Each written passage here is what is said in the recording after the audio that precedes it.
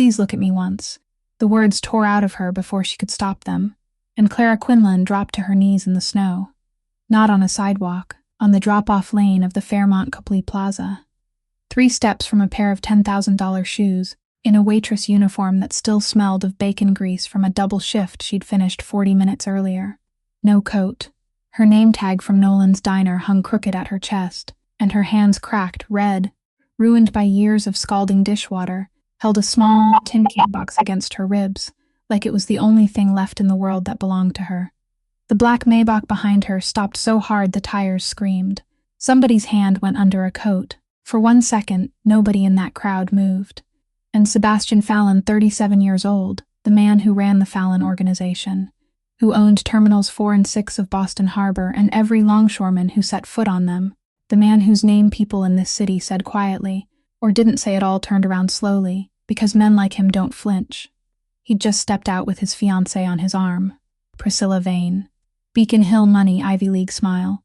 A $2 million engagement party still glowing behind them. The guests already had their phones up. This was going to be somebody's post by midnight. 2 of Sebastian's men grabbed Clara by the arms, and here's the part that made him stop. She didn't fight. She didn't kick. She didn't scream. She just leaned harder toward him, the way a person leans toward a door that's about to close forever. And then Priscilla did something Sebastian would think about for the rest of his life. She didn't wait for the men. She reached down herself, took a fistful of Clara's hair, and yanked while her voice stayed perfectly sweet, perfectly warm, perfectly practiced. "This poor girl's ill, darling. I used to employ her. Let me handle it." Clara went sideways into the slush. She didn't get up. She crawled on her knees on her torn hands back toward him. And when Priscilla's heel came down on her fingers, she didn't cry out. Not once. She only lifted her chin and looked at him, snow melting on her lashes, and said the thing she'd walked 4 miles through a blizzard to say. "I didn't steal anything. She did. And you're the only man alive who can prove it." A mob boss stood in the falling snow, looking down at a waitress who shouldn't have meant anything to him at all. Nobody around them breathed. His men were waiting for the word, one word, and this whole thing would be over before the valet finished parking the car. His fiancée's hand was still knotted in that girl's hair, and her voice had started climbing fast, too fast, filling the silence with explanations nobody had asked for. But Sebastian wasn't listening to her anymore. He was looking at the woman on her knees, at her face. Really looking. And what he saw in those gray-blue eyes made something cold turn over in his chest, something he had absolutely no name for and no way to explain. If this story moves you, please hit that like button, share it with someone who needs to hear it, and subscribe to the channel so you never miss what comes next. It genuinely means the world to us. Thank you for being here. Now, let's go back to the snow outside the Fairmont Copley Plaza, because the woman on her knees was about to tell Sebastian Fallon exactly who she was, and nothing in his life would ever be the same again. Sebastian raised one hand. Just one hand, held at waist level, no higher.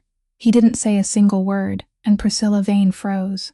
Her fingers were still tangled tightly in Clara's hair, but they had stopped pulling, stopped tightening, stopped doing anything at all, as though someone had suddenly unplugged her arm. She didn't dare let go. She didn't dare keep holding on. She simply stood there in the arrival lane, wearing a silk gown worth 3 months of wages for the 40 people watching her. And for the first time that evening, she was silent. The man standing at Sebastian's left shoulder wasn't a bodyguard. His name was Fintan Doyle.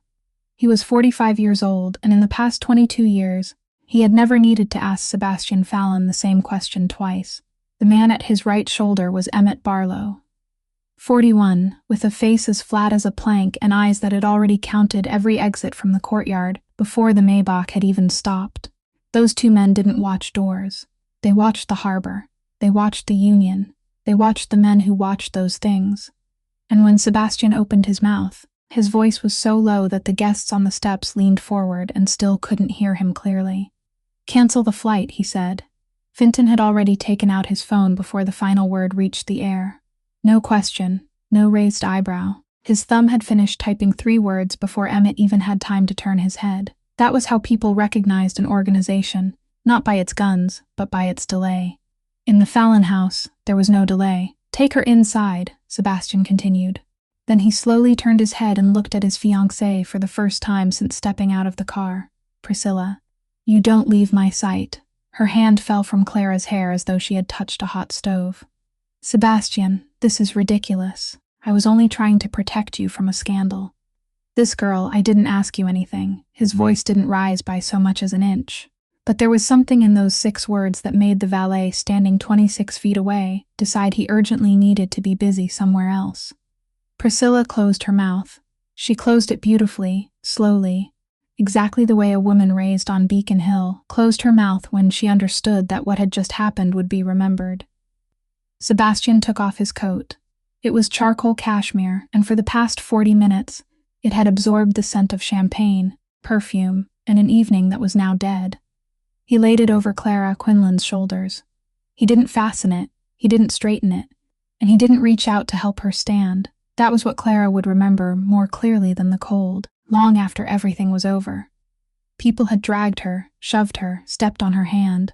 This man was the first person that night who didn't touch her. He simply stood there and waited to see whether she could rise on her own. Clara placed her palm against the pavement. The snow beneath her knees had melted into water long ago, and she could no longer feel either of her feet. The tin box was still cradled in her lap, pressed between her arm and her ribs, and it hadn't fallen once through everything that had happened. She shifted her weight onto her left leg. That knee slipped. She tried again. The second time it held, and Clara Quinlan rose to her feet in the arrival lane of the Fairmont Copley Plaza, wearing a Mafia boss's coat over her waitress uniform, her hair disheveled, her hand torn open, without speaking a single word of thanks. She didn't thank him. She looked directly into his eyes, and he looked back at her, and they both understood that gratitude was meant for a favor, and this wasn't one. Sebastian turned his back and walked toward the entrance, and that was when it happened. 40 people stood on the granite steps, glasses in their hands, crumbs still clinging to their lips, their phones still recording. 40 people who, only 2 minutes earlier, had held up their cameras, as though they were watching a reality television show. Sebastian Fallon stepped onto the first stair, and they looked away, not one by one, all at once, like a flock of birds changing direction without a signal. A woman in a mink coat suddenly found her handbag deeply fascinating. A banker from Back Bay turned and began an animated conversation with a column.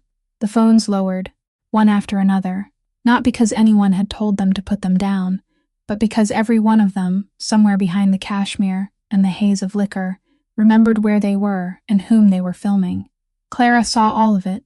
She had lived in this city for 28 years.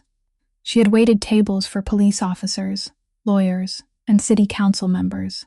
She had never seen 40 people become frightened at the same moment without a single one of them making a sound. Emmett Barlow placed one hand on her elbow, gently, almost politely. "Come with us, Miss Quinlan." He knew her name. No one had ever told him her name, and Clara Quinlan climbed the steps between 2 rows of people, doing everything they could not to look at her, entered the Fairmont Copley Plaza, and carried with her the tin box and a truth no one had been willing to hear for 6 years. The elevator took 40 seconds to reach the 14th floor, and no one spoke during those 40 seconds. Clara stood in the corner with the cashmere coat draped over her shoulders, melted snow dripping from her apron onto the elevator floor and gathering in a small puddle. Priscilla stood across from her, barely a foot away, staring straight at the steel doors as though something terribly important had been written there. The suite on the 14th floor wasn't a bedroom. It was where the evening had been meant to end, a living room as large as the apartment Clara had once rented in Southie, with more than 20 carefully selected guests still lingering after the crowd downstairs had dispersed. Friends of the Vane family, 2 lawyers, a woman who sat on the board of some museum. The doors opened, and Clara Quinlan stepped into a room filled with tuxedos. She crossed the wine-colored Persian rug, and every step she took left a dark, wet mark behind her, a footprint of melted snow stretching from the doorway to the center of the room. No one told her to wipe her feet. No one dared. The conversations died in exactly the same way they had died downstairs, from the edges inward, like a candle being pinched out. A man holding a glass of whiskey forgot that he was holding it, and Priscilla Vane, standing beneath the chandelier where she belonged, found her voice again. "Sebastian, you need to understand who this girl is." She spoke to the entire room, not only to him. It was the instinct of someone who had been trained since the age of 7 to understand that an audience was a weapon. She was an intern on the 4th floor. Not an engineer, an intern. My father hired her through some diversity initiative, one of those things human resources forces us to do. And I found her at 2 o'clock in the morning, Sebastian, 2 o'clock in the morning, plugging a USB drive into the research department's server. Alone, in the dark. She wasn't authorized to be on that floor. She wasn't authorized to access that server. She didn't even have a security badge that worked after 9 o'clock at night. Clara said nothing. She stood in the middle of the trail of water she had left behind and let the story flow over her. And there was something in the way she held herself that made Sebastian take notice without understanding why. She didn't react. People reacted when they were falsely accused. People argued. Clara didn't. She listened like someone who had heard this story 400 times before. And then she invented this ridiculous story, Priscilla continued, her voice growing faster, warmer, more persuasive, slipping into the rhythm of someone who was winning and knew she was winning. She claimed she had written it herself, alone. A 22-year-old girl, with no experience and no graduate degree, supposedly designed the entire architecture of Sentinel in her rented room in Southie. Does that sound reasonable to you? She said she created Sentinel, Sebastian, and the room changed, not because of the volume of her voice, because Sebastian Fallon turned his head. He did it very slowly, more slowly than when he had turned to look at Clara in the snow, slowly enough for Priscilla to hear her own words again, and Clara saw the moment it happened across the woman's face, as clearly as watching a sheet of glass crack outward from its center. Sentinel, Sebastian said. It wasn't a question. He simply placed the name in the middle of the room as though setting a stone on a table. I've never heard that name before, Priscilla smiled. It took effort. It's only an internal product, darling. An old name no one uses anymore. You've never mentioned it to me either. No one in the room breathed. Clara realized that she was holding her breath along with 20 people she had never met, and that every one of them was waiting for the same thing. We've been engaged for 11 months, Sebastian said. His voice still didn't rise. It merely became more even, and that evenness was worse. I've listened to you talk about the Series C funding round, about the balance sheet, about the government contract your father wants. I've had dinner with you 42 times during those 11 months, Priscilla. You've never once spoken that word. Because it isn't important. Then why, he said. Did you feel the need to deny a name no one in this room knew anything about? Priscilla Vane opened her mouth. Then she closed it. And for the next 4 seconds, nothing happened. No one spoke. No one moved. Those 4 seconds lasted longer than everything that had happened beneath the falling snow. Sebastian didn't believe Clara.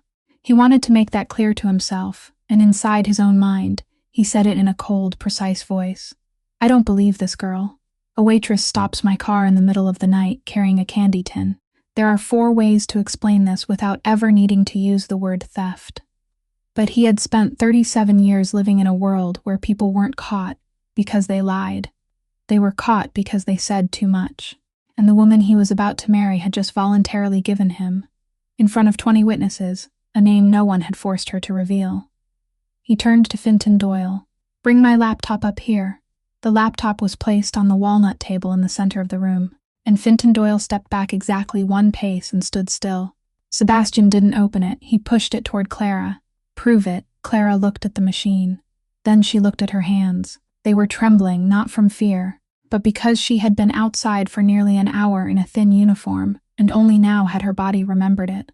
She tucked the tin box beneath her left arm, didn't set it on the table, didn't hand it to anyone, then sat on the edge of the chair and lifted the laptop lid with 1 finger.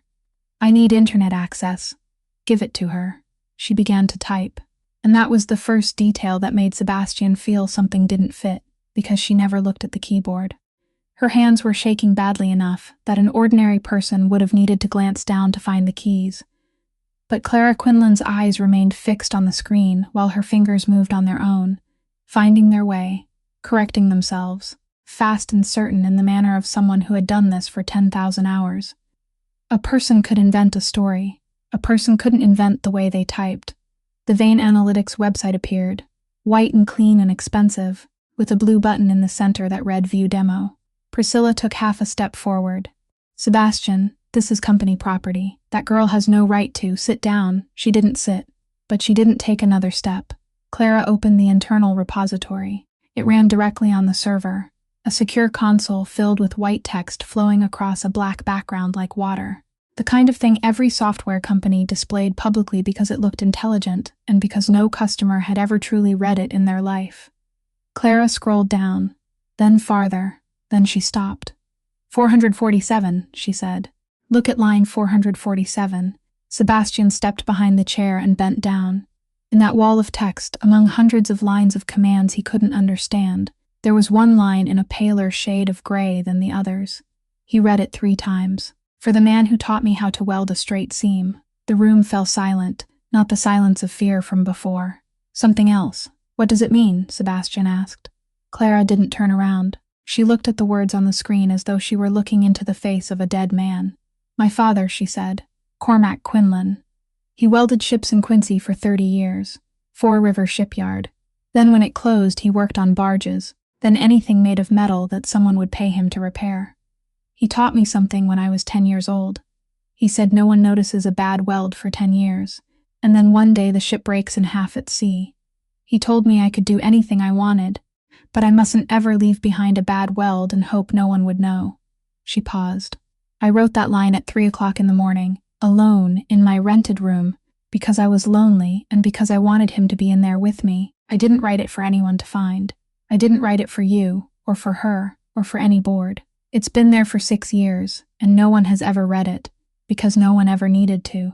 Sebastian straightened. He turned and looked at Priscilla Vane. Explain what? Her voice rose half a note. It's a note, Sebastian. A comment. Programmers write all kinds of nonsense in there. That's normal. Then when did you write it? Silence. You said you wrote Sentinel, Sebastian said. So when did you write line 447? Which night at 3 o'clock in the morning? Where were you? And who was the man who taught you how to weld a straight seam? Priscilla Vane didn't answer. She couldn't. Not because she had been caught, but because she didn't even understand well enough to invent a lie. And for the next 3 seconds, everyone in the room saw that on her face, the empty stare of someone looking at a language she had never learned. She had signed her name to it. She had sold it for $40 million. She had stood on a stage and accepted awards for it. And she had never, not once, read it. Clara Quinlan's father had been inside it for 6 years, and the woman who owned it didn't even know he was there. Sebastian looked down at the woman sitting on the edge of the chair, her hair still wet, her hands still trembling, clutching a tin box she hadn't released once since he had met her. Then he asked very softly, the first question that night, whose answer he truly wanted to know. Who brought you into Vane Analytics? Clara didn't answer at once. She closed the laptop, and there was something final in the gesture, as though she were shutting a door she would never open again. Before I answer that, she said, you need to know what the last 6 years looked like. Not so you'll feel sorry for me. So you'll understand why I was kneeling out there. Sebastian didn't sit down. He merely folded his arms and waited, and the entire room waited with him. I graduated from MIT in 2018. Computer science, full scholarship, because my family didn't have a single dollar to pay for MIT. And everyone knew it, including me. Her voice remained even, neither fast nor slow, the voice of someone reciting a list. My father worked 3 consecutive shifts for 4 months to buy me my first laptop. He didn't tell me he was working 3 shifts. I found out because I saw the pay stub in his coat pocket while I was doing the laundry. It was a cheap machine, weighed nearly 6.5 pounds, and I wrote my way through 4 years of college on it. She paused for a moment. I joined Vane Analytics when I was 22. I signed a non-disclosure agreement on my first day. 41 pages. I read 12 pages and signed it because a woman from Human Resources was standing there waiting, and I was 22, and I thought reading a contract carefully was rude. Someone among the guests made a small sound. Clara didn't look up. 11 days, she said. She filed the patent 11 days before I did. I submitted my application on a Tuesday afternoon, and they replied that a matching application had already been filed, and the name on it was Priscilla Vane. It took me 3 weeks to understand that it wasn't a mistake. She lifted her eyes to Sebastian for the first time since she had begun speaking. I sued. I thought that was simply what a person was supposed to do. I had evidence, I had work logs, I had everything. Do you know what happened? You lost. No, Clara said. Losing would have been merciful. They countersued. Vane Analytics sued me for violating the non-disclosure agreement because I disclosed the company's source code in court, to prove that it was mine. Do you understand the trap? To prove it belonged to me, I had to show it to the court. But showing it to the court meant I violated Clause 27 of the contract I signed when I was 22. Their 3 lawyers explained that to the jury for 2.5 days. My lawyer was a kind man who billed by the hour, and I could only afford 30 hours of his time. She spoke the next number without changing her tone. The court ordered me to pay $340,000. I was 23 years old, and I owed $340,000 to the woman who had taken what was mine. Priscilla Vane spoke into the silence, her voice as thin as paper. That was a ruling by a Massachusetts court, not by me. Clara didn't turn her head. She continued as though no one had spoken. 400. I submitted 400 job applications over 2 years. I counted because I needed a number I could look at. 31 times, I made it through the technical interview. 9 times, I received job offers, and all 9 disappeared within 48 hours, after they ran a background check and saw 2 words on my record. Intellectual property theft. No one ever called back to explain. In America, people don't have to explain. They only send a 3-line email saying the position has been filled. She drew a short breath. My father had a stroke the day I called to tell him I'd lost the case. Not the next day, that same day. He was at the shipyard, and he put the phone down and collapsed, and someone found him 40 minutes later. He survived. But the right side of his body didn't, and now he's in a nursing home in Dorchester, where I pay $1,800 a month to keep his bed. She looked down at her hands, cracked and red, and for the first time in the entire story, her voice changed slightly. 6 years waiting tables on the night shift at Nolan's. From 10 o'clock at night until 6 in the morning, 6 days a week. It was the only job in this city that didn't ask me that question. Then she looked up. Last week, my father asked me something. He's started forgetting, you see. Once every 3 days, he doesn't remember who I am. But that day was a good day, and he looked at me and asked, "Did you really steal it?" No one in the room moved. "He's slowly forgetting everything," Clara said, "and I can't bear the thought that the last thing left in his mind about me might be someone else's lie. That's why I was kneeling out there. Not because of the money, because I'm racing against a man who's losing his memory, and I'm losing." Sebastian couldn't remember when he had sat down. He was perched on the edge of the armchair across from her, a glass of wine in his hand, and he had been holding it for 10 minutes without taking a single sip. He set the glass on the edge of the glass table. "My question still stands," he said. "Who brought you into Vane Analytics?" Clara gave a very small shrug. To her, this was the least important detail in the entire story. A name in a file, a man she had met 7 or 8 times in her life and never thought about again.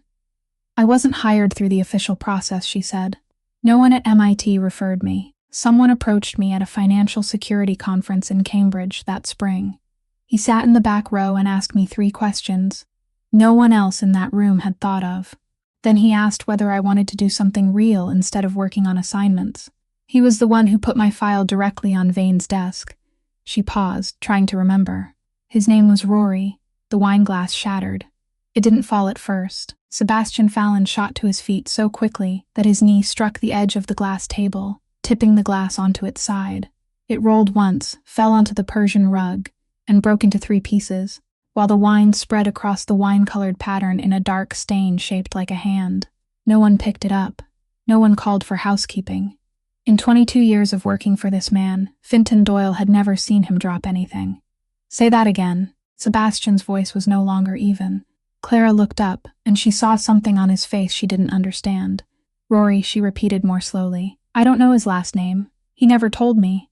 I only remember because it was an unusual name, and because he was the only person in that company who ever spoke to me as though I knew what I was doing." Then she saw what happened behind Sebastian's shoulder. Finton Doyle stepped forward half a pace. Only half a pace, with his left foot, and then he stopped as though he had suddenly remembered who he was and where he was standing. But the face of that 45-year-old man had changed, and Clara, who had spent 6 years reading customers' faces at 4 o'clock in the morning, recognized it immediately. That wasn't the face of a man at work. It was the face of someone who had just heard the name of a dead relative. "Rory Fallon," Sebastian said. He wasn't speaking to Clara. He was speaking to the name itself, placing it into the air for the first time in years. "My cousin. My uncle's son. He grew up in my house from the age of 11. Clara sat motionless. He was 26, Sebastian said. He died 6 years ago. On Route 3A in Quincy, at 11:40 at night. His car hit a bridge support. There was no other vehicle, no witnesses. The state police called it a single-vehicle accident, and they closed the case in 9 days. He turned back to Clara. Finton carried his coffin, front right corner. Finton Doyle said nothing. He simply stood there, and his right hand, the same hand that had drawn his phone in half a second beneath the falling snow, was clenching, opening, then clenching again. Sebastian walked to the table, opened the laptop he had just watched Clara close, and began to type. He typed slowly with 2 fingers, like a man who had never needed to do this himself. What date did you file your patent application? September 23rd, and hers? Clara didn't need to look it up. She had stared at that date for 6 years. September 12th. Sebastian stopped typing. He stood bent over the machine, and everyone in the room heard him breathe out. Rory died on September 21st, he said. No one spoke.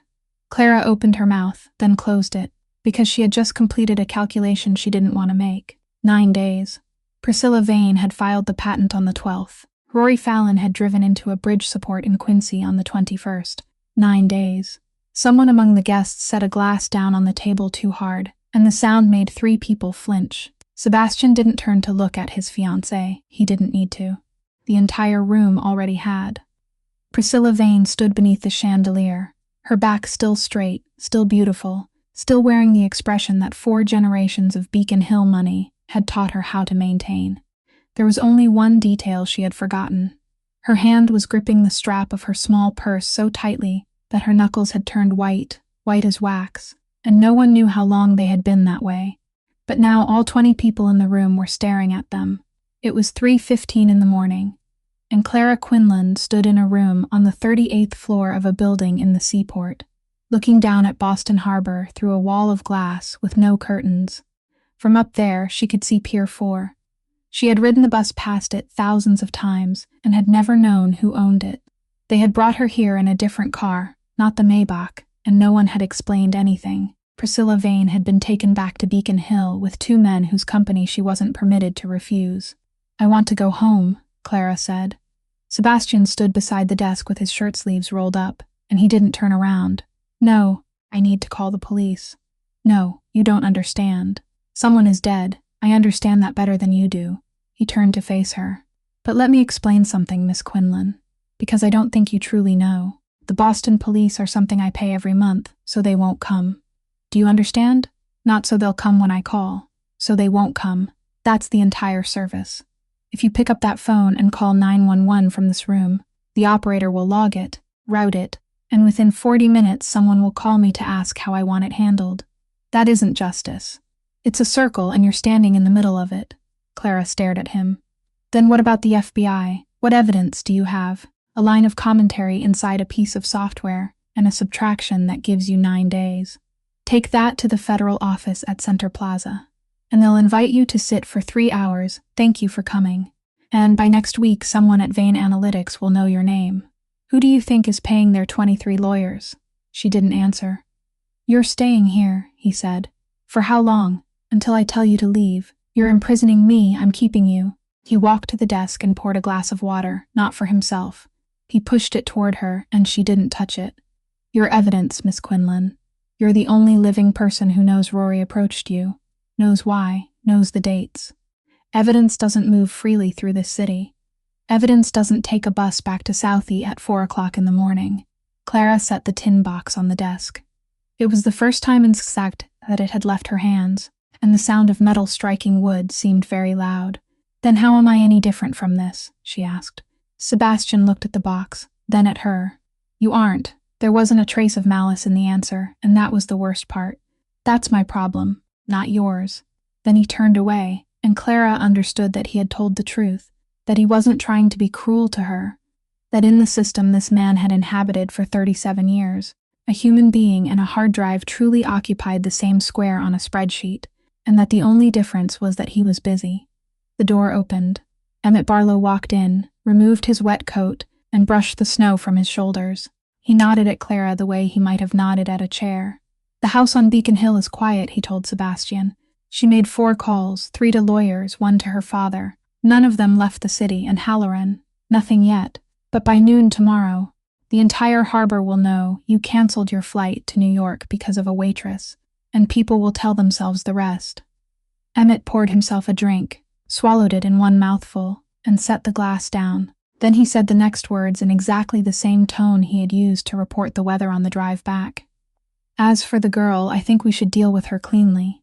Clara didn't understand at first. She heard each word separately. Deal with her cleanly.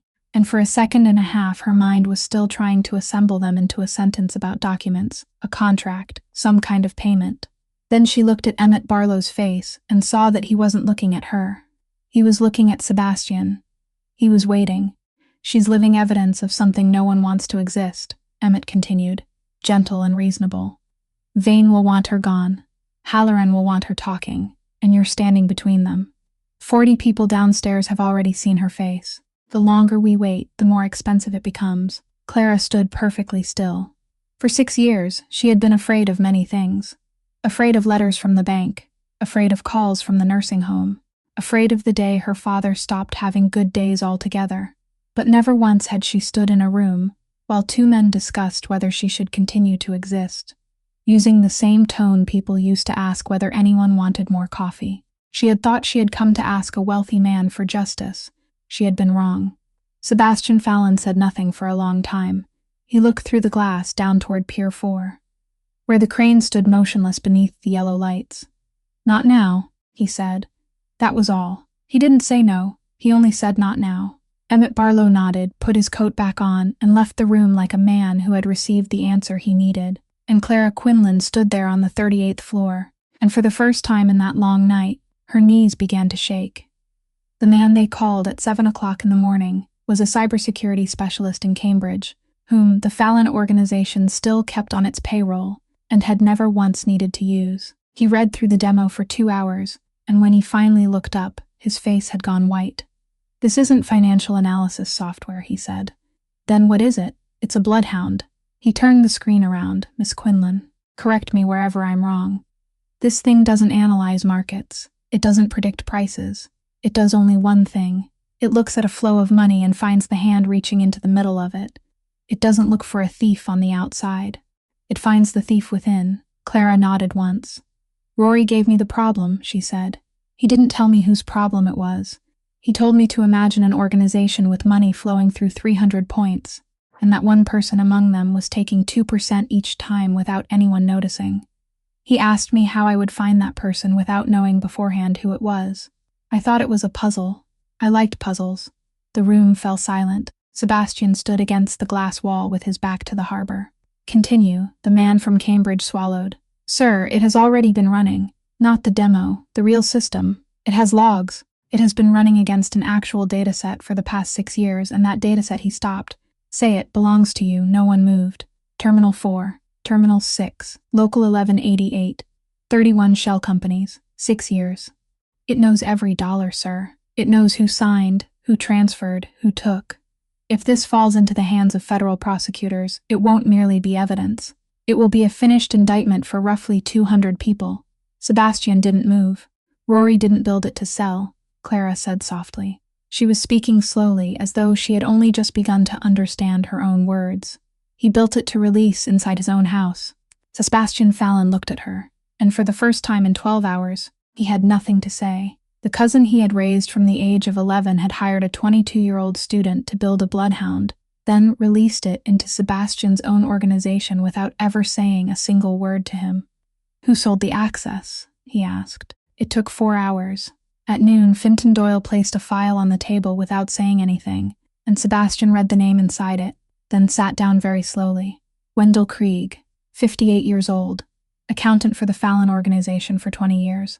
The man who had stood in the 3rd row at Sebastian's father's funeral. The man who had handled payroll for 200 people every month, for 2 decades, without ever being wrong by a single cent. $340,000 in debt at Foxwoods, accumulated over 14 months, paid off in 1 week in September 6 years earlier.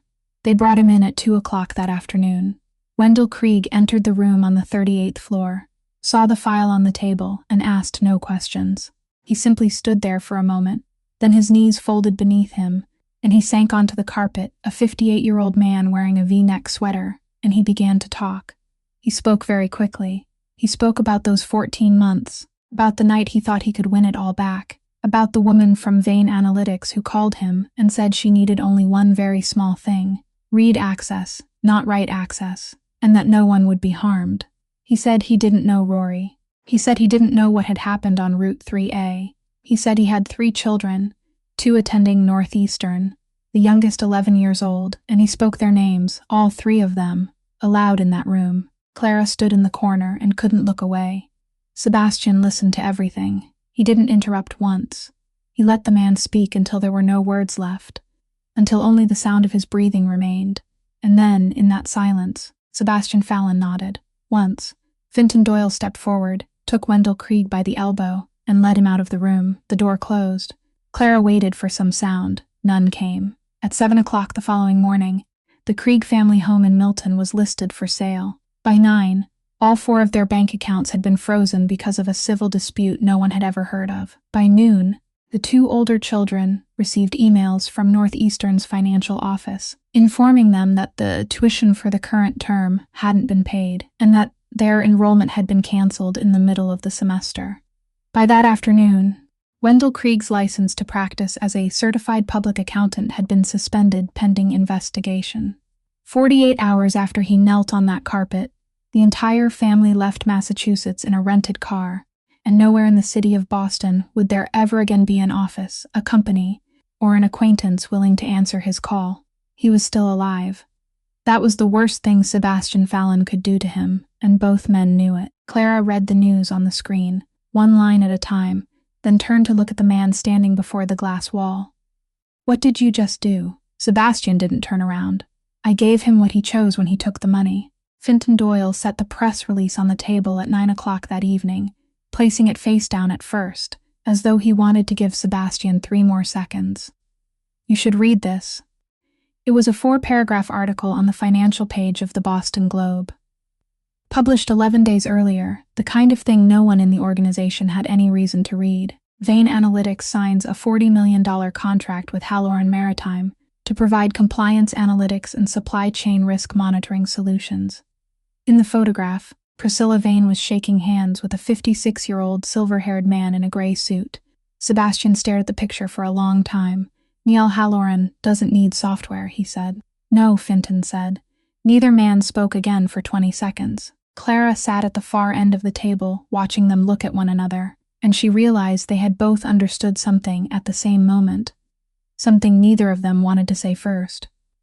"Who is Halloran?" she asked. Sebastian didn't take his eyes from the photograph. "Boston Harbor has 2 halves," he said. "My father and his father divided it in 1984. Piers 4 and 6 went to my family. Piers 9 and 11 went to his. Over the past 20 years, Neil Halloran has tried 3 times to take my share. The first time he lost 2 men. The second time he lost a building. The third time he lost his younger brother. He set the paper down. He didn't try a 4th time. People said he had grown old. People said he had learned. I believed it too. He didn't grow old," Fintan said. "He only changed weapons." Clara looked from one man to the other. "I still don't understand. Why would he buy Priscilla's software?" Sebastian turned to her, and he answered in a voice so even that Clara would remember it for the rest of her life. "You created something that can find a thief inside an organization," he said. "You think its value lies in catching the thief. It doesn't. Its value lies in the fact that before it can catch the thief, it has to map the entire flow of money. It has to know where the money comes from, where it goes, whose hands it passes through, where it stops, and how many times it changes its name. Your bloodhound, Miss Quinlan, has to draw a map of the house before it can hunt the rat." Clara sat perfectly still. "Niall Halloran doesn't need to catch any thief," Sebastian said. "He needs the map." She felt something cold travel down her spine. "He isn't planning to use it," Fintan said. "He's planning to send it away." "Send it to whom?" "To the Federal Building at Center Plaza," Sebastian said. "An envelope. No return name. Inside it, 6 years of the Fallon organization's money flows, mapped, marked, and arranged by individual. No investigator would need to spend 3 years reconstructing it. Everything would already be there. It would be a packaged indictment produced by a legitimate analytics company in the seaport, complete with invoices, contracts, and official seals. He rose and walked toward the glass wall. Then Niall Halloran would take my 2 peers without firing a single bullet. He wouldn't even need to dirty his hands. The United States government would do it for him, and people would call it justice. Clara could hear the blood pounding in her ears. But she hasn't connected it to your organization yet, she said. Sentinel needs real data to run. It has to be connected from the inside. Your accountant only sold partial read access. That isn't enough to. She stopped. She stopped because she had just seen it, and she saw it on Sebastian's face before she could finish the thought. Fintan Doyle was the one who said it aloud. The wedding. No one answered. She'll be your wife, Fintan said slowly. After the wedding, she'll be part of the family, legally, with her name on the paperwork. It's the perfect cover-up, sir. She gets to integrate her software to permanently erase the tracks of her 6-year theft, while handing the map of our entire harbor over to Halloran. And that proposal has been sitting on your desk for 3 months, remember. Family Enterprise Systems Integration. She gave you a folder at dinner in April. She said the organization needed modernization, transparency, and a compliance layer to reduce risk. You told me to review it. I told you it was harmless. He stopped. Sir, I told you it was harmless. Sebastian Fallon said nothing. He stood looking down at Pier 4, where 3 cranes were moving containers beneath the lights, where roughly 40 people were working the night shift, none of them knowing that their names were already sitting inside a file in the seaport. He didn't strike the table. He didn't shout. Not a single muscle in his face changed, and that was what made Clara Quinlan. Sitting 16 feet away, more afraid than she had been when Emmett Barlow suggested dealing with her cleanly. 11 months, Sebastian said softly, almost to himself. She sat across from me at dinner 42 times. He turned around. Fintan. How long until the wedding? Fintan Doyle didn't need to check a calendar. 6 weeks. Gideon Ashcroft was the chief technology officer of Vane Analytics. 44 years old, and he was the only person in that company who knew how to read what Clara Quinlan had written. Fintan Doyle invited him for coffee at 10 o'clock in the morning at a small cafe in Fort Point, a place with 4 tables and a single window overlooking the channel. Fintan didn't threaten him. Fintan had never needed to. He poured coffee for both of them, sat down, and placed a stack of photographs on the table. 9 pictures. A 13-year-old girl in a navy blue uniform stepping out of a car on Commonwealth Avenue. The same girl waiting at the school gate. The same girl leaving school at 3:15, carrying a violin case. 9 photographs, taken on 9 different days from 9 different angles. Fintan didn't say a single word about them. He simply pushed the photographs across the table, drank his coffee, and looked out at the channel. Gideon Ashcroft broke in 11 minutes. He didn't cry. He spoke very softly and very quickly, like a man trying to force something out of his body as fast as he could. He said he was the one who altered the metadata. He said Priscilla Vane had called him into her office one September afternoon 6 years earlier and told him there was an administrative error that needed to be corrected. And he knew it wasn't an administrative error, and he did it in 20 minutes. He moved the file creation date backward. He rewrote the version history. He reassigned the original authorship to another account. He said he had done it in 20 minutes, and afterward he hadn't slept properly for 6 years. He said he would sign a statement. Fintan asked whether he was certain. He said he was, and then he asked whether his daughter could be kept out of it, and Fintan Doyle said yes. They arranged to meet at 9 o'clock the following morning, at the law office of Theodora Laws in Roxbury. The only public interest attorney Clara still knew after 6 years, a 29-year-old woman who worked in a building without an elevator. Teddy had already prepared the conference room. She bought an extra box of pastries because she thought it would be more polite. Gideon Ashcroft didn't come. At 7:15 that morning, Emmett Barlow called Sebastian and said 8 words. Ashcroft died last night, fell from his balcony, a 9th-floor apartment in Back Bay, the rear side overlooking an alley. He was found at 5:40 in the morning. The Boston police closed the case in 4 hours. Suicide, no note, no sign of a struggle. The door locked from the inside. A 44-year-old man under pressure at work. That was what the report said, and the Globe gave him 4 lines on page 17. Fintan Doyle entered the room on the 38th floor at 8 o'clock that morning, and remained standing in the doorway. It wasn't us, sir. I know, Sebastian said. He was standing before the glass wall, and he had been there since receiving the call. Clara sat at the table with both hands wrapped around a glass of water that had gone cold long ago, and she said nothing because there was nothing she could say. She had slept the night before. That was what she would remember. While a man she had never met stepped out onto his balcony, she had slept for 6 uninterrupted hours for the first time in weeks. By noon, Emmett returned with footage from the hallway camera in the Back Bay building, footage the police had watched and discarded because they hadn't seen anything unusual. They played it on the large screen. 9:40 at night. A young man in a black coat entered the frame, carrying a large bouquet wrapped in craft paper. He walked to the door of apartment 903. The door opened. The flowers were accepted. The door closed. The deliveryman turned away and disappeared from the frame within 40 seconds. Nothing happened. There was nothing to see. Only a bouquet delivered at 9:40 at night. "Stop," Clara said. She rose and walked toward the screen.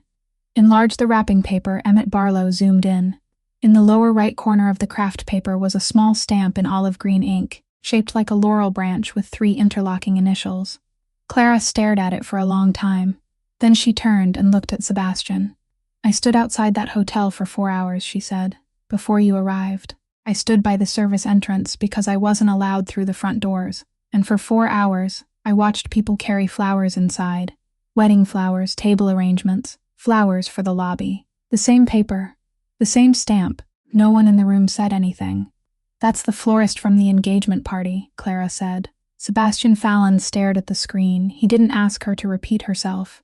He didn't demand verification. He simply stood there, and in that silence, Finton Doyle said the final thing, his voice rough. "I sat with him for 11 minutes, sir. He told me 3 times that he was afraid to go out onto his balcony. He had been terrified of heights since childhood. His former wife grew plants out there, and he never watered them once." Clara Quinlan went back to the night shift on Thursday because she said that if she took another week off, Bridget would be left short-staffed and she would lose her job, and because $700 a week was still $700 a week, whether the world was collapsing or not. Emmett Barlow didn't like it. He stationed 2 men in a car parked diagonally across Broadway, and they sat there for 8 hours every night. And by the 3rd day, Bridget Nolan brought coffee out to them because she said she couldn't stand watching people sit outside her diner in the cold without anything to drink. At 4:10 on Saturday morning, the bell above the door of Nolan's diner rang, and Sebastian Fallon walked in alone. No car, no Finton, no Emmett. He had walked from somewhere, and snow clung to the shoulders of his coat, and for the first time in 12 years, that man had entered a doorway without anyone going in ahead of him. There were 3 people in the diner, a truck driver asleep at a corner table, Clara behind the counter, and Bridget Nolan, 68 years old, wiping down the coffee machine with a cloth older than Clara. She looked him over once, from head to toe, and she wasn't afraid. "Sit wherever you like," she said. "Except table 4. That chair's been broken since Reagan was president." Sebastian sat on a stool at the counter. Bridget poured coffee without asking, black. 1 sugar. She set the cup in front of him. "I know who you are," she said. "Don't make that face. I poured coffee for your grandfather at this counter for 11 years. Declan Fallon. He sat on the exact stool you're sitting on, Tuesdays and Fridays, and he thought exactly what you're thinking now." Sebastian looked up. What did he think? That money could fix people. She hung the cloth on its hook. "He died alone in an apartment in Charlestown, you know. He wasn't shot. There was simply no one beside him. They found him 4 days later because the neighbors noticed the smell. He had $17 million in 6 banks and not a single person to call. I tell that story to everyone, so don't think I'm giving you special treatment." She walked away to wipe down a table. Clara stood at the other end of the counter with a coffee pot in her hand, and she didn't come closer. Sebastian had to speak across the 16 feet between them. "I had someone review your file," he said. $340,000 plus 6 years of interest comes to $491,000. I can pay it this week, without going through the courts. Vane Analytics will receive payment from a fund in Delaware, and they'll sign a release of the lien within 48 hours, and your name will be cleared from the credit system within 3 months. Clara said nothing. "The nursing home in Dorchester has a 3-star rating," he continued. "There's a private facility in Wellesley with a neurologist on duty 24 hours a day, $12,000 a month. I'll pay for your father's care for the rest of his life. They can move him next week. She still said nothing. And there's a house in Milton, he said. And that was where he made his mistake, though he didn't know it yet. 3 bedrooms. It's vacant. You can move in whenever you like. At table 6, Bridget Nolan stopped wiping. Clara set down the coffee pot. Wendell Krieg's house, she said. Sebastian didn't answer. You just offered me the house you took from a man with 3 children. She didn't say it loudly. There was no one in the diner who needed to hear. Do you hear yourself? He opened his mouth. She didn't let him speak. You aren't apologizing to me, Clara said. You're settling an account. Those are 2 different things, Mr. Fallon. And I don't think anyone has ever told you that. So I'm telling you now. An apology is when you see what you've done and allow it to remain inside you. A settlement is when you write down a number so you can push it out of yourself. You're doing the second and calling it the first. She took a cloth and wiped at a coffee spill on the counter, though no one had spilled anything. I don't owe you $340,000. Priscilla Vane owes me 6 years. My father owes me one evening when he remembers my name. Neither of those things is for sale in Delaware. I can fix the financial part within 48 hours. I know, she said. That's exactly the problem. You can fix the financial part within 48 hours. So you think money is the only thing that was broken. Sebastian Fallon sat on the counter stool, where his grandfather had once sat, and he had nothing to say. That hadn't happened to him in 12 years. He had sat across from federal prosecutors, union presidents, and Niall Halloran at a table with 2 guns underneath it. And he had always had the next sentence. Now he didn't. He looked down at his coffee. Bridget Nolan walked past carrying a stack of plates, and she didn't look at him, but she spoke loudly enough for the entire empty diner to hear. The sugar's in the jar. Put it in yourself. No one here is waiting on you. The nursing home in Dorchester smelled of floor cleaner and chicken soup, and that smell never changed, no matter how many times the windows were opened. Room 208 was at the end of the hallway beside the fire exit, the cheapest location in the building. The nurse at the desk looked Sebastian Fallon over once and asked who he was, and he said he was a family acquaintance, and she wrote it in the log without asking anything more. Cormac Quinlan was 64 years old. He sat in a wheelchair facing the window, the right half of his body folded into the shape a human body takes after a major stroke, his right hand resting on his lap like something someone had forgotten there. His hair was still thick. That was the detail Sebastian hadn't expected. He still had thick gray hair and the face of a man who had spent his life working outdoors, and he didn't look like a patient. He looked like a laborer resting between shifts. The doctor called it vascular dementia. Once every 3 days, he didn't recognize his daughter. Today was a good day. Sit down, Cormac said without turning around. Standing there casting a shadow means I can't see outside. Sebastian sat in the plastic chair beside the bed. Cormac turned the wheelchair around using his left hand, slowly, taking nearly 20 seconds, and he wouldn't let anyone help him. Then he looked at the man in the expensive coat sitting in his room. Are you a friend of my girl's? Sebastian had prepared an answer on the way there. 4 answers, in fact. He was an acquaintance. He was an employer. He was helping with a legal matter. All of them were true, and all of them were easy. He heard his own voice give a different answer. No, he said. I'm the man who believed the lie about your daughter. Cormac Quinlan didn't ask him to repeat it. He didn't frown. He simply sat there and looked at Sebastian for a very long time, long enough that the breathing machine in the room next door could be heard through the wall as clearly as though it were in the same room. Then he nodded once, slowly. Yes, he said. A lot of people did. Sebastian said nothing. You think you're the first? Cormac asked. 6 years. Do you know how many people believed it? 3 lawyers, 12 jurors, 400 companies. That woman at church who asked me what Clara was doing these days, and then answered the question herself. You're only one more person, son. Don't imagine you're special. Sebastian looked down at his hands. I came to tell you that I know the truth now. And then what? I came to. He stopped. He didn't know what he had come to do. You came so I could tell you it was all right, Cormac said. His voice wasn't harsh. That was the worst part. You came so an old man in a wheelchair could applaud you and say you did your best. Listen to me. He leaned forward, his left hand gripping the arm of the wheelchair. Then go fix it. Don't sit here asking me to forgive you. I don't have that right. I'm not the one who had 6 years taken from me. I'm only the one who sat and watched. My girl has that right, and you'll have to go ask her yourself. And I'm warning you now. She won't make it easy for you. Because I raised her, and I know her." He sat back again. His breathing had grown slightly heavier after speaking for so long. In the hallway, Clara Quinlan stood 2 steps from the door. She had been there since Cormac turned his wheelchair around. She didn't enter. She simply leaned against the wall with one hand covering her mouth, and she listened. Inside the room, Cormac Quinlan looked out the window for a while. Then he turned back, and something in his eyes had slipped away, had gone somewhere else, the way a door closes in the wind. "What was your name again?" he asked. "Sebastian. Sebastian." He nodded pleasantly, kindly, as though greeting a visitor who had only just arrived. "What kind of work do you do, Sebastian?" And Sebastian Fallon sat in a plastic chair inside room 208 of a 3-star nursing in Dorchester, facing a welder who had just forgotten the last 3 minutes, and he couldn't answer. He had answered that question thousands of. He worked in transportation. He worked in logistics. He worked at the harbor. He had 4 answers for 4 different kinds of people, and every one of them was waiting inside his mouth. Not one of them would come out, because the man asking had told him, 3 minutes earlier, that he was merely one more among 400 people who had believed the lie, and because there was only one honest answer, and it was this: "I make my living making people afraid to look at me."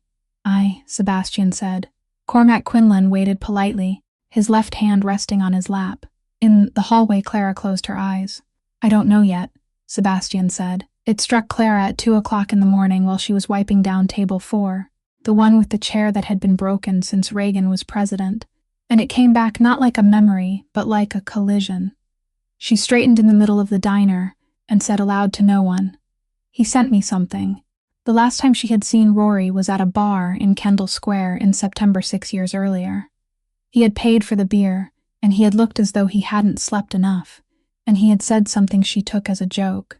He said he was going to send her a build, the latest version, complete with its run logs, and that she should keep it somewhere outside the company. Then he said the other thing: "If anything happens to me, don't trust anyone named Vane." Clara had laughed. She remembered clearly that she had laughed, and she remembered saying something about him watching too much movies, and Rory Fallon had laughed with her. And 10 days later he drove into a bridge support in Quincy. And she hadn't thought about those words once in the 6 years since. "Where is that email?" Sebastian asked. There wasn't an email. She sat down on a counter stool, her eyes lowered. He didn't send it through company email. He sent it to an offline encrypted security profile we set up, using a local decryption key file that existed only on that physical hard drive. Without that key, the mail server itself was completely unreadable. She stopped. "That laptop is gone," Finton Doyle, standing in the doorway, asked quietly. "Did you sell it?" "No," Clara said. "I smashed it." She didn't look at anyone. The afternoon the court handed down its verdict. I went home, and my father was lying in Boston Medical Center, and I had just signed a piece of paper saying I owed $340,000. I carried that laptop into the backyard and smashed it against the concrete steps until it broke apart, because it was the only thing in the house I was allowed to destroy. I was 23 years old, and I was stupid, and I destroyed the most expensive thing my father had ever bought in his life. No one said anything. I swept the pieces into a garbage bag. I threw it into the dumpster at the mouth of the alley. 3 hours later, Theodora Laws called. Teddy had volunteered to clean out Cormac's room, because the nursing home had announced that it was reorganizing the floor and every personal belonging had to be inventoried. And Clara couldn't afford to take even 1 day off to do it herself. Teddy called at 5 o'clock that afternoon, and there was something strange in her voice. "Clara, your father has a toolbox." "Yes, his welding box. He won't let anyone touch it. I had to open it for the inventory." Teddy paused. "There aren't any tools inside the old steel box. Beneath a cloth lining blackened by oil, there was no welding torch, no clamp, no welding rods. There was a rag. There was a photograph of Clara at 10 years old standing beside a barge. And there was a hard drive removed from its casing, one corner of its plastic edge cracked, wrapped in 2 layers of newspaper and sealed inside a zippered plastic bag." Clara sat down on the floor of Nolan's diner and couldn't speak for 15 seconds. He had gone into the backyard. He had stood there and watched his daughter smash the thing he had worked 3 consecutive shifts for 4 months to buy, and he hadn't said a word. He had let her break it, and then, after she went inside, he had gone out and swept through the wreckage and found the one thing that was still whole. He didn't know what it was. A weary, retired welder didn't know what a hard drive was. He only knew it was the hardest piece among the fragments and that it hadn't cracked. And he had wrapped it in newspaper the way a man wraps something that might still be useful. And he had placed it where he kept the most important things in his life. And he had never told her. Then he had suffered the stroke, and whatever he had meant to tell her had remained inside that box. The man from Cambridge needed 4 hours to read it. The hard drive was still alive. 71% of the data was recoverable, and Clara Quinlan's personal mailbox remained intact inside it, along with a message sent at 11:52 at night on September 18th, 6 years earlier, 3 days before the sender died. Attached was a compressed file, 412 megabytes. Inside it was the final build of Sentinel, and deeper inside, in a folder named Runs, was the log from its final execution against live data, completed at 3:14 in the morning on September 21st. The day Rory Fallon died, Clara opened it. The screen came alive in the room on the 38th floor, and Sebastian Fallon stood behind her, and Fintan Doyle stood in the doorway, and not one of the three of them breathed. She stared at the name displayed on the first line of the results. Her hands, resting above the keyboard, stopped in midair and didn't come down. The first line contained only 4 words. Matched subject, Priscilla Vane. No one said anything. Clara scrolled down. Beneath that name were 314 lines, and every line was a date, a number, a transfer point. The bloodhound had found the hand reaching into the middle, and it had recorded every single time, and it had done so silently for 4 months until 3:14 in the morning on September 21st, when it finished running and printed out a name. "Read the first date," Sebastian said. His voice sounded perfectly normal. Clara scrolled back to the top of the list. September 2018. From the doorway, Fintan Doyle spoke softly. "You met her in 2024. No one answered him. The words remained in the middle of the room, and no one needed to pick them up. 9 years. Priscilla Vane had been siphoning money from the Fallon organization for years before she ever entered the same room as Sebastian Fallon. She hadn't stolen from him because she knew him.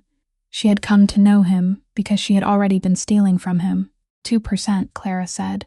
She was reading, and her voice grew quieter. 2% every time. Through 31 shell companies. Never enough in a single transfer to attract attention. That's exactly the problem Rory gave me. He didn't give me a theory." She looked up. He already knew. He knew someone was taking money. He simply didn't know who, and he didn't trust anyone enough to ask, so he hired a 22-year-old girl from outside to build a machine that could find the answer for him. Sebastian sat down.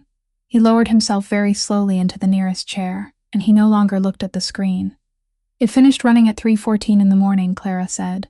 "It printed her name. Rory saw it that morning." She swallowed. "He died late that same night. In the room on the 38th floor, there was no sound except the hum of the air conditioner." "Who was he planning to take it to?" Fintan asked.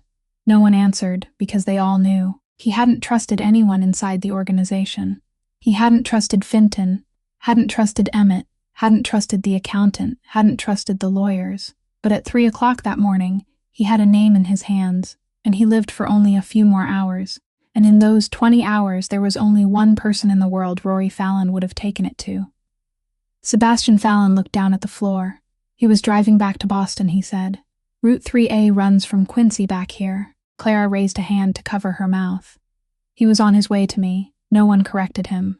No one said anything at all." Sebastian sat motionless for a very long time. Long enough for Clara to hear a clock ticking somewhere in the apartment. Long enough for Fintan Doyle, who had stood beside this man for 22 years, to look away. He didn't strike the table. He didn't throw anything. He didn't raise his voice. He simply sat there with both hands resting on his knees, staring down at an empty place on the carpet. Then he lifted his head and looked at Clara Quinlan. "Do you know what you've done?" he said. She shook her head. "In 6 weeks I was going to marry her," Sebastian said. Her name would have been placed on the family documents. She would have connected this thing to my organization legally, and 6 months later, an unmarked envelope would have arrived at Center Plaza, and I would have gone to prison for 20 years without ever knowing why. I would have died in there, still believing Rory was killed by an icy road. He stood. "You saved my life," he said by smashing a laptop. Clara couldn't speak. She was thinking about 6 years, about 403 line emails. About all the nights she carried coffee from 10 o'clock at night until 6 in the morning, while that hard drive sat inside her father's toolbox, 10 feet from where she slept, silent, complete, waiting. She had possessed it from the very beginning. She had carried evidence of a murder in her hands for 6 years, and she had believed she had lost nothing more than a line of code. Then Fintan Doyle spoke. He spoke from the doorway without stepping inside, and his voice was rough in the way a man's voice becomes rough when he has held something in his throat for too long. "Sir?" Sebastian turned. "Give me 2 hours." No one breathed. "She'll never be found." The room became utterly still. Fintan Doyle stood there, 45 years old, the man who had carried the front right corner of that coffin, and he didn't look at Clara, and he wasn't making an offer. He was asking. Sebastian Fallon didn't answer him. He turned his head slowly and looked at the woman sitting before the screen. Clara rose from the chair and stepped between the two men. "No," Fintan Doyle didn't look at her. "You don't understand this." "I understand perfectly," Clara said. "You want to kill her. And if you kill her, I'll remain a thief until the day I die, except there'll be no one left alive to argue otherwise." She turned to Sebastian. "Promise me. Right now. No one touches her." He looked at her for a long time. Then he said yes. He would regret that answer for months. Priscilla Vane didn't run. That was the one thing no one in that room had anticipated, including Emmett Barlow, who had stationed 2 teams at Logan Airport for 4 straight days. She didn't book a flight. She didn't move any money. She didn't call Halloran. On Tuesday morning, she filed a lawsuit. Clara Quinlan, defendant. 3 civil charges: systematic harassment, trespass, and extortion by threat. The complaint was 46 pages long, and it contained everything. It contained the civil judgment from 2021. It contained the security report about the incident in the arrival lane of the Fairmont Copley Plaza. It contained 7 cell phone videos recorded by guests that night, edited so that each clip began at the exact second Clara rushed into the street and ended before Priscilla reached down. In all 7 clips, a woman in a waitress uniform ran into the road to block the car of a couple on their way to their own engagement party and screamed. That was all. That was everything visible in the frame. On Wednesday evening, WBZ aired a 4.5-minute report. Priscilla Vane sat in the living room of her Beacon Hill home, wearing little makeup and a gray sweater, and she cried beautifully. She didn't say a single cruel word about Clara. That was the most frightening part. She said she felt sorry for the girl. She said the girl had once been very talented, and that she had tried to help her, but some things couldn't be helped. She said she was afraid, not for herself but for her fiancé, whom she described as a man so kind-hearted that he could easily be exploited. The headline remained beneath the screen for all 4.5 minutes. Waitress obsessed with female CEO is Fallon being exploited. By Thursday morning, 11 newspapers and news sites across New England had picked up the story. By noon, the video of Clara kneeling in the snow had 6 million views, and there wasn't a single person in the comments defending her. On Friday, an inspector from Boston Inspectional Services visited Nolan's diner at 11 o'clock in the morning. He checked the refrigerator temperature. There was nothing wrong. On Saturday, they returned at 7 o'clock in the morning and inspected the grease drainage system. They recorded 2 minor violations. On Monday, they came back for a 3rd time, 3 of them carrying measuring equipment, and this time they stayed for 4 hours and found 19 violations in a diner that had operated continuously for 31 years without a single complaint. Bridget Nolan stood outside the entrance with the temporary closure notice posted on the glass. She said nothing. She simply stared at it for a long time, still holding the cleaning cloth in her hand. 31 years. "You know what this is," Clara said. "I know," Bridget replied. "I opened this diner when I was 37. My husband died before it ever turned a profit. It took me 14 years to pay off the debt." She folded the cloth very neatly and placed it in her pocket. "Don't apologize to me, girl. If I had to choose between this diner and letting that woman win, then I've already made my choice." But when she turned away, Clara saw the curve of her back. And Clara Quinlan lost the last job she had at 2 o'clock on Monday afternoon, 37 days before the wedding. On the 38th floor, Sebastian Fallon read the report and said nothing. He could end all of it with one phone call. He knew the name of the district supervisor at Inspectional Services. He had dined with the man twice. One call, 60 seconds, and the diner would reopen the following morning, and those 19 violations would melt away like snow. He could call the editors-in-chief of 2 of those 11 newspapers. He could make the video with 6 million views disappear within 4 hours. For 20 years, that was precisely what people had paid him to be able to do. He set the report down on the table. He didn't pick up the phone, because if he made that call, he would be touching her, and because 4 days earlier, a woman had stood in the middle of this room and made him promise, and he had promised, and it was the first promise in 12 years that left him no way around it. Emmett Barlow looked at him from across the table. "You're really going to sit there and watch?" "Yes," Sebastian said, and he sat there and watched. Cormac Quinlan's health insurance was supplemental mass health coverage, and it was registered under Clara's name because she was his legal guardian. The letter arrived on Thursday. 3 paragraphs. Due to a change in the legal record of the guarantor, your benefits are being reviewed and will be temporarily suspended effective the 30th of this month. No one's name appeared beneath it.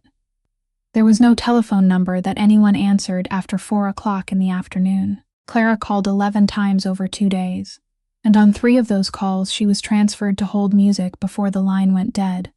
That was how things worked in America. No one refused her, no one accused her of anything. They were simply reviewing the case, and while the case was under review, no one paid, and while no one paid, a 54-year-old man lay in room 208. The nursing home called on Monday morning. The woman on the other end was very polite. She said she was terribly sorry. She said the account was 41 days overdue, and the facility's policy allowed 30. She said she had tried to hold the bed for as long as she could.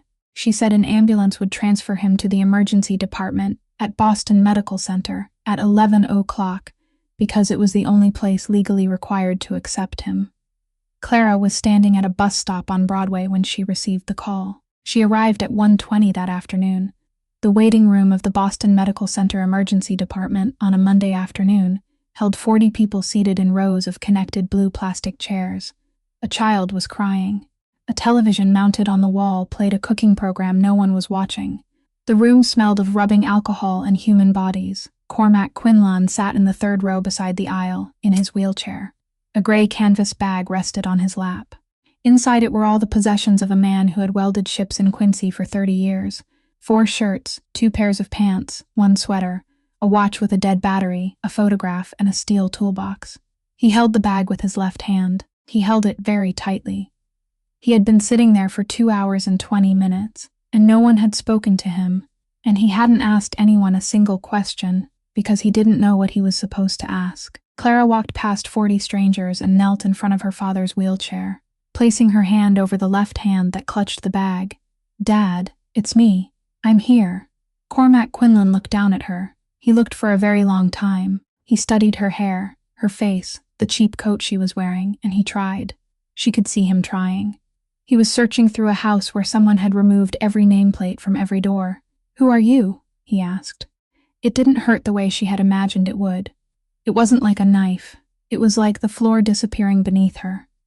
Clara Quinlan released her father's hand and sat down on the floor of the emergency room waiting area, in the middle of the aisle, surrounded by 40 strangers, and she cried. She hadn't cried when the court handed down its judgment. She hadn't cried when the words $340,000 appeared on the paper. She hadn't cried through 400 3-line emails, hadn't cried during 6 years of carrying coffee from 10 o'clock at night until 6 in the morning, hadn't cried while kneeling in the snow with someone's shoe crushing her fingers, hadn't cried while telling all of it to a room filled with strangers in tuxedos.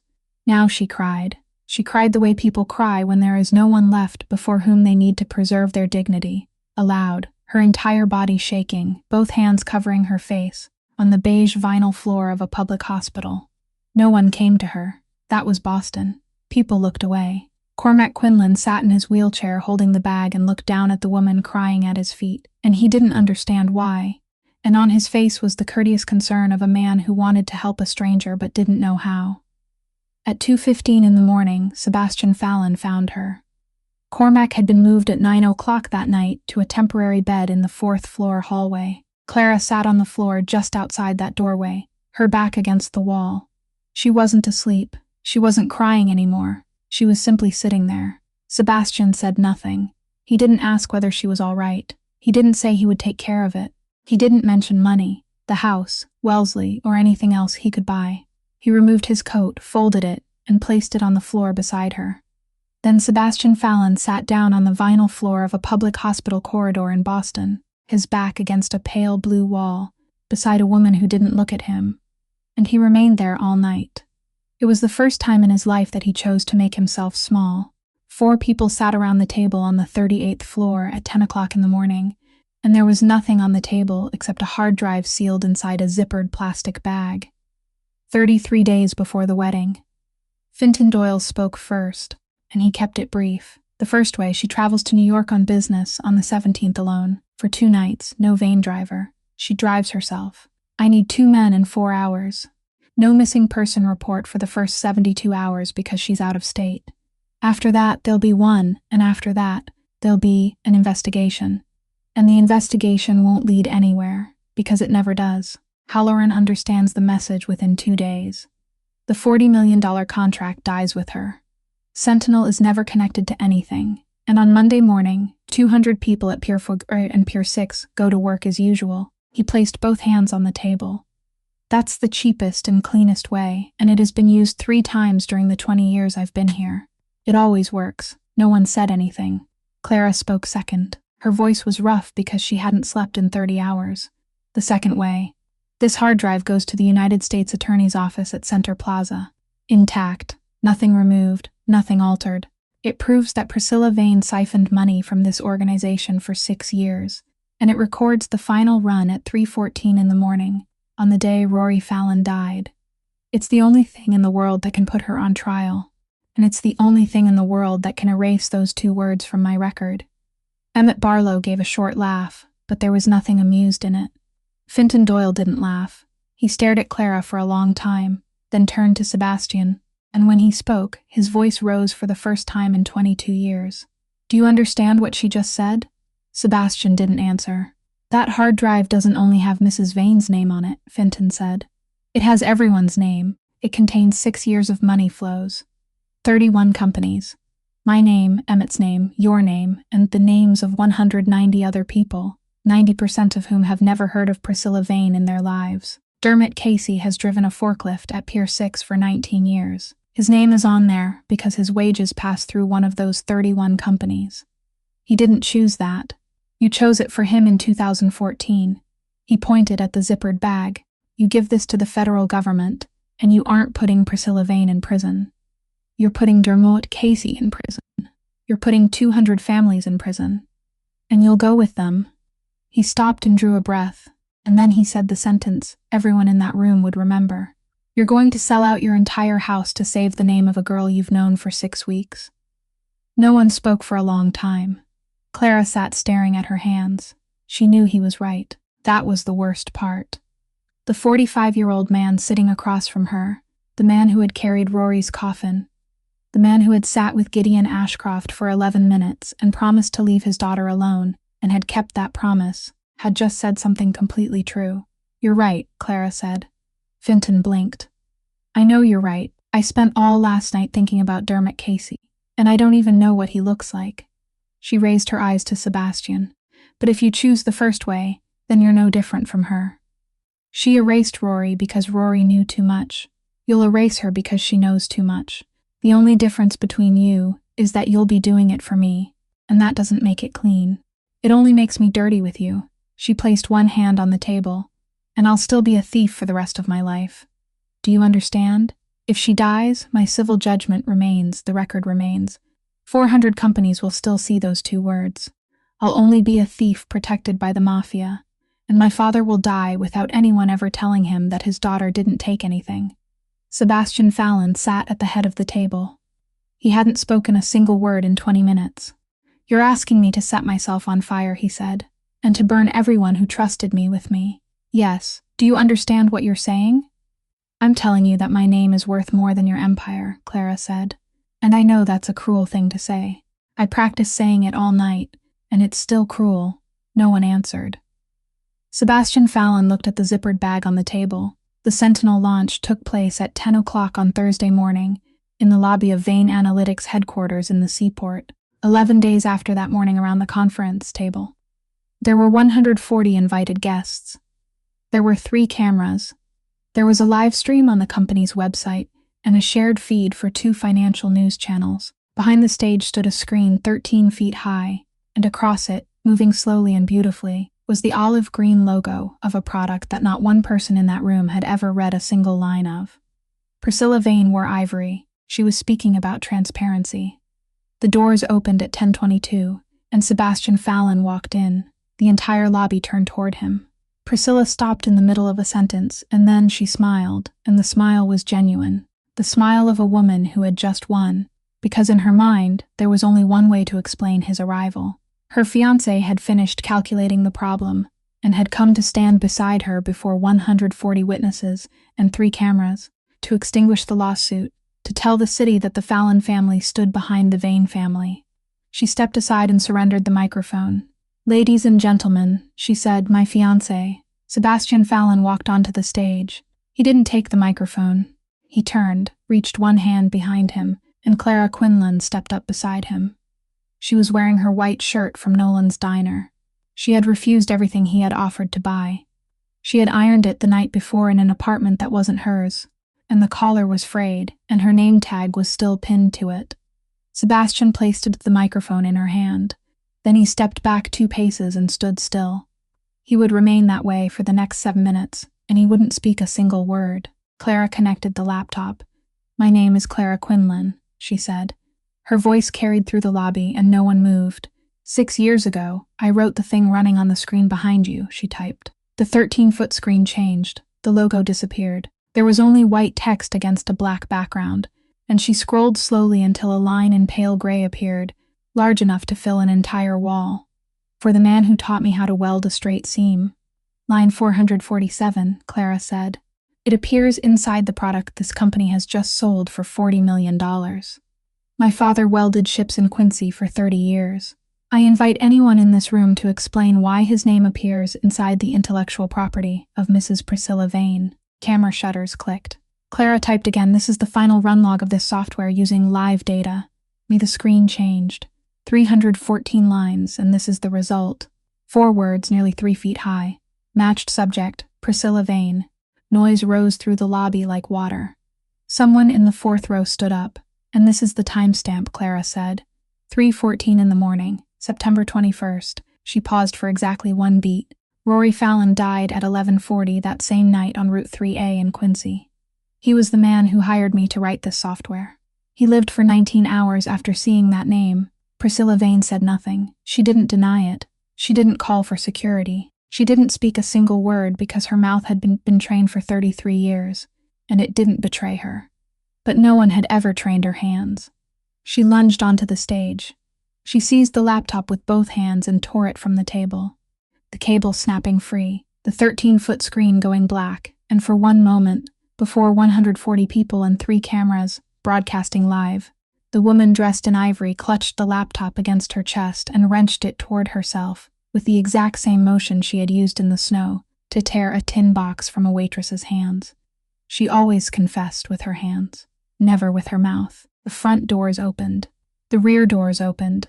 They entered from both directions, wearing dark blue jackets with 3 gold letters across their backs, and they didn't run. They walked. The first agent read Priscilla Vane her rights while she was still clutching the laptop. The second walked straight to the stage, directly to Sebastian Fallon, and read him his rights. Sebastian held out both wrists.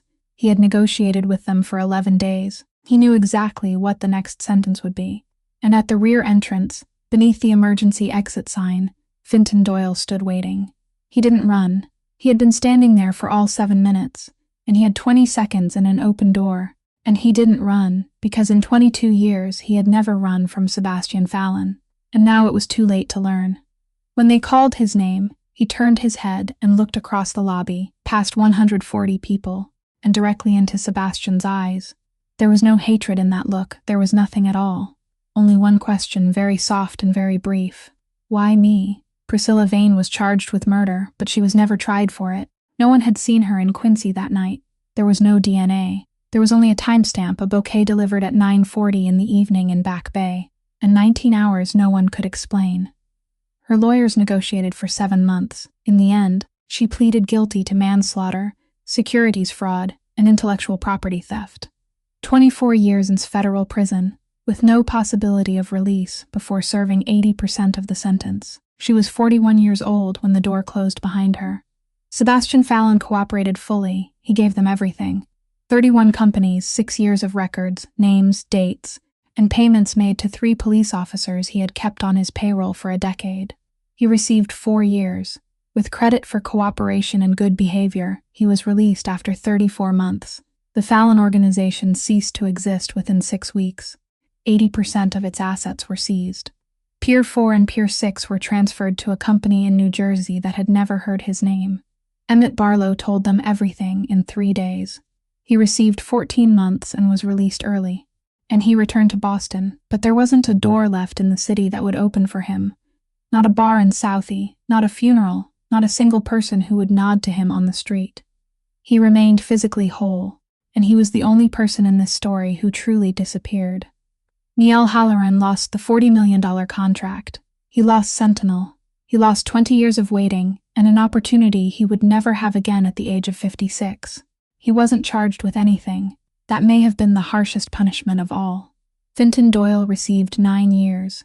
Federal prosecutors came to see him 3 times. On the 3rd visit, they placed a full immunity agreement on the table. Not a single day in prison. Witness protection if he wanted it, in exchange for testimony against Sebastian Fallon in 3 cases only he knew about. Fintan Doyle looked at the paper and said he couldn't remember anything. They asked him again. He said he couldn't remember anything. He sat there for 4 hours and didn't speak a single word against the man who had sold him out, then signed the 9-year plea agreement with a neat, precise signature, and that was the wound Sebastian Fallon would carry until the day he died. Clara Quinlan's civil judgment was vacated in the 4th month. The Patent Office needed another 11 months to transfer authorship of Sentinel into her name, and when the document arrived, she was wiping down a table on the 2nd floor.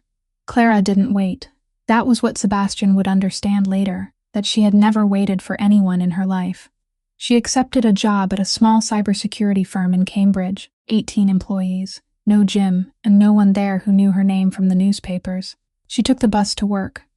Nolan's Diner reopened after 4 months and Bridget Nolan rented Clara the 2nd floor for $1 a year, and she made Clara sign a proper lease because, as she said, business was business.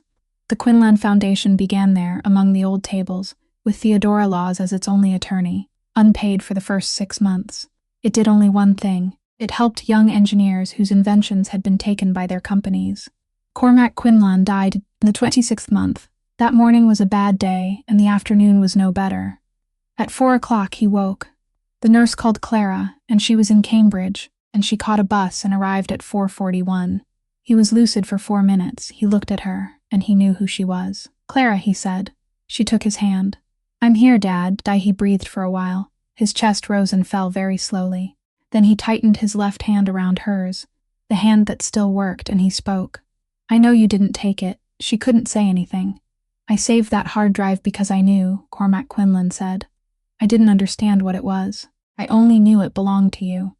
I thought one day you might need to prove it, and I didn't want you to have to go looking for it." He looked at her, and his eyes were perfectly clear. "I never doubted you, my girl. Not for 1 minute." He lived for another 27 minutes. Clara sat there and cried, for the second and final time in this entire story, but this time she cried while holding his hand, not while sitting on a hospital floor. She had made it in time. For 6 years, she had raced against a man who was losing his memory, and she had made it with more than 20 months to spare. At Federal Correctional Institution Danbury, nearly 100 miles away, Sebastian Fallon received the letter 4 days after the funeral. Sebastian Fallon walked out of Federal Correctional Institution Danbury on an October morning, and there was no car waiting for him. He had told them not to come. Carrying a paper bag that held everything he owned, he boarded an intercity bus bound for South Station and sat in the 4th row on the right for 4 hours beside a woman watching a movie on her phone, and not one person on that bus knew who he was. 34 months. Clara Quinlan was waiting in the concourse at South Station beneath the departure board, holding a paper cup of coffee. She handed it to him. "Black, 1 sugar," he said. "2 sugars." He paused. "I remembered it wrong."